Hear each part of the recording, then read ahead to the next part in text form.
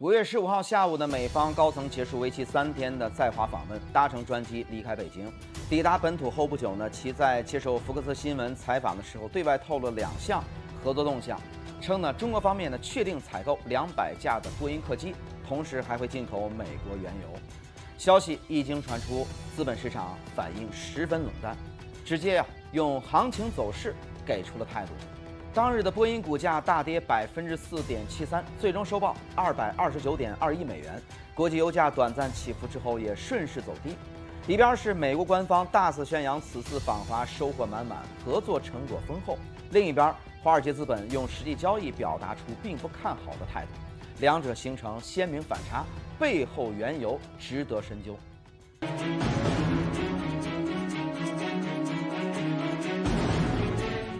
大家好，我是謝飛啊，歡迎來到今天的謝飛觀察。咱們先來看這個200架波音飛機這筆訂單啊，在此次的這個美方的訪華之前，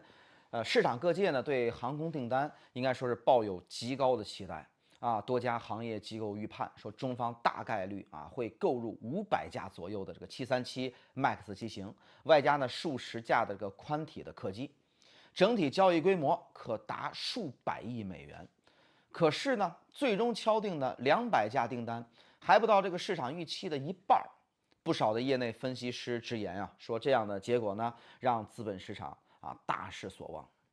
我們回顧一下這個2017年美方高层訪華之行，當時這個波音直接拿下了300架飛機的這個採購訂單啊，也是當年呢2500多億美元雙邊合作大單裡邊這個核心的項目。時隔9年，採購數量不增反降，核心原因呢，就在於國內這個民航市場格局早已經發生了這個徹底的改變。我們知道這個國產大飛機 C919自2023年正式投入商業的運營以來，累計的承運的旅客人數突破了400萬人次。那國內的3大主流航司呢，均各自訂購超100架機型。那目前C919呢，这個確認的訂單總量已經超過了1150架。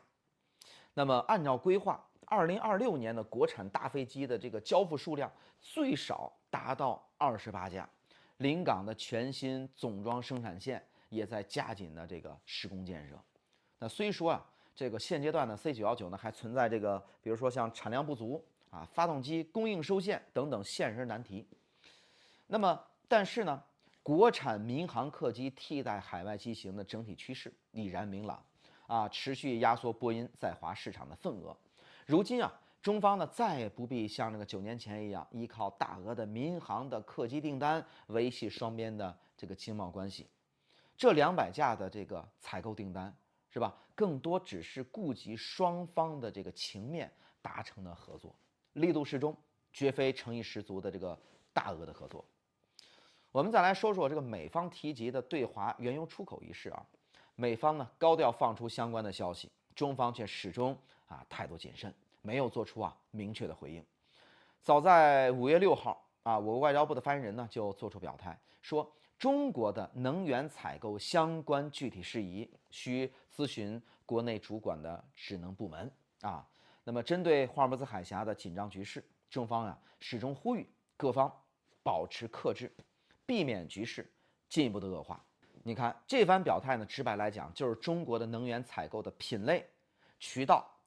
與這個合作對象全都由自身自主決定，不會受制於美方的這個戰略布局。那麼美方呢此番極力的推動中方進口美油，是吧？背後有着明確的算計因为當下地區呢衝突不斷，霍爾木茲海峽的航運安全的局勢持續緊張。訪華前後，該海域接連發生這個商船被扣這個貨船遇襲、沉沒事件，海上原油運輸通道風險陡增。美方呢企圖借着這個局勢的動盪，勸說中方轉而採購美國原油，一舉達成2個目的，就是填補伊朗原油進口空缺，同時呢弱化中伊之間的能源合作往來。但是美方呢忽略了最關鍵的一點，就是我國的能源進口的布局早已經實現了多元化的發展，就是不再單一依賴海上的航運的渠道。那中俄东線的天然氣管道中哈的原油管道，中緬的油氣這個管道等等，陸路能源通道全線的暢通，海陸雙線並行，保障能源的供應的穩定。我國的布局呢，能源合作核心目的是筑牢長期能源安全防線，絕非簡單的這個更換原油进口來源。除此之外呢，此次的美方随行商務代表团的这个人员構成呢，和9年前相比也出现明显的这个变動。2017年访華的隨行的29名的企業高管，大多來自能源、化工、重工等傳統的行業通用電氣包括陶氏杜邦、波音企業這個負責人位居核心，能源領域合作是當時洽談的這個重點。而本次隨行的17位的商界代表，這個陣容煥然一新。我們看看都有誰啊？像是馬斯克、庫克黃仁勳，以及呢貝萊德、高盛的頭部的金融科技企業負責人就成為了主力。那科技領域與金融行業人士佔據代表團的大半席位，傳統能源行業代表幾乎不見蹤影。人員陣容的轉變，清晰體現出什麼呢？美方對華貿易訴求已經徹底的轉變了，不再單純的這個售賣工業產品